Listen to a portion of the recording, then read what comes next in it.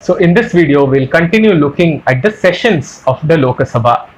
The maximum gap between two sessions of the Lok Sabha can be a maximum of 6 months. So this is mandated by the constitution. So the maximum gap between two sessions of the Lok Sabha is 6 months. So this means there have to be at least two sessions in a year. Under Article 74, the Prime Minister summons the Parliament. However, we have three sessions of Lok Sabha in a year. That is, the Lok Sabha meets three times in a year, not just two. So there are three sessions. The first one is the budget session, in which the budget is presented. With this runs from February to May. The second session is called the monsoon session. It generally goes from July to September. And then we have the winter session, which goes from November to mid-December. These are the three sessions. When exactly to call the session is decided by the Prime Minister, and he tells the President to summon the Parliament. So there are three sessions: the budget session, the monsoon session, and the winter session. So when in session, the Lok Sabha holds its sittings usually from 11 am to 1 pm and then from 2 pm to 6 pm. This is the timing of the Lok Sabha. So the Lok Sabha sits from 11 to 1 and then from 2 to 6. On some days, the sittings are held beyond 6 pm depending upon the businesses before the House. So depending upon the business before the House, the timing of the Lok Sabha can stretch beyond 6 pm. There have been instances when the Lok Sabha has been sitting until midnight also. So the Lok Sabha does not ordinarily sit on Saturdays and Sundays and other closed holidays. However, there is no bar on them from sitting so. So generally, Saturdays and Sundays the Lok Sabha doesn't sit, but there is no bar saying that the member should not sit on a Saturday or Sunday. So the Lok Sabha has a particular flow to the day, and this begins with the question hour. The first hour of every sitting of the Parliament is called the question hour. I repeat, the first hour of every sitting of the Parliament is called the question hour.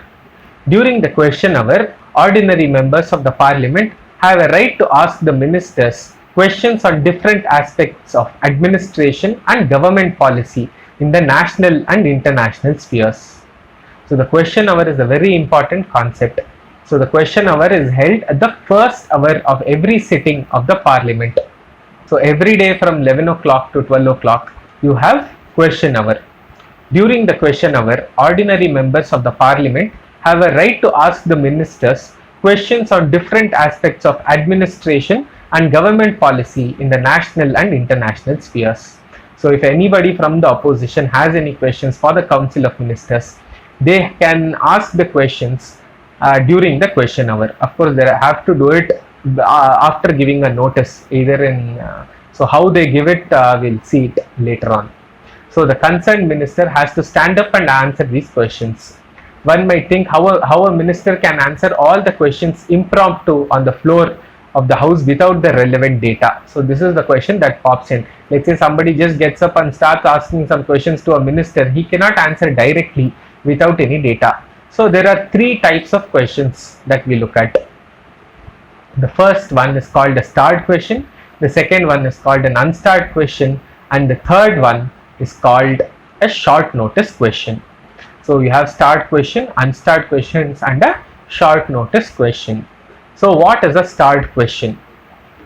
So starred questions are those to which the minister gives an oral answer in the House. It is distinguished by an asterisk mark. So starred questions are answered orally by the minister on the floor of the House. Supplementary questions can be asked directly to the minister once he answers the starred question. The minimum notice period for a starred question is 10 days. So a notice of 10 days has to be given before a starred question can be asked on the floor of the House. So a starred question is answered orally by the minister, and the minimum notice period for a starred question is 10 days. The second one is an unstarred question.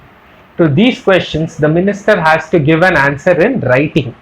Supplementary questions are clearly not allowed in this case. The minimum notice period for an unstarred question is 10 days.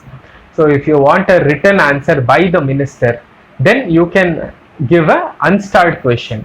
In case of an unstart question, the minister will give a written reply. However, you cannot ask follow-up questions. If you want to ask more questions, you have to either give a start question or a unstart question or a short notice again.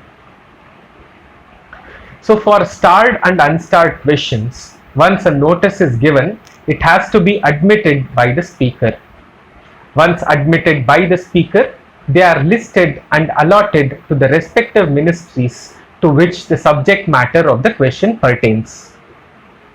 So any question that has to be addressed to a particular minister, the notice has to be submitted to the speaker, that is 10 days before when they want the answer.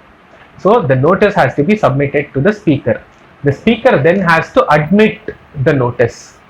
Once the notice is admitted by the speaker, they are listed and allotted to the respective ministries to which the subject matter of the question pertains. Now this question goes to the ministry, then the ministry looks at the question, and then depending on whether it's a start question or an unstart question, he gives a oral answer or a written answer. This is how the start question and unstart questions work. The next one is called a short notice. Some matters are of urgent public importance and very important that they be taken up immediately in the parliament.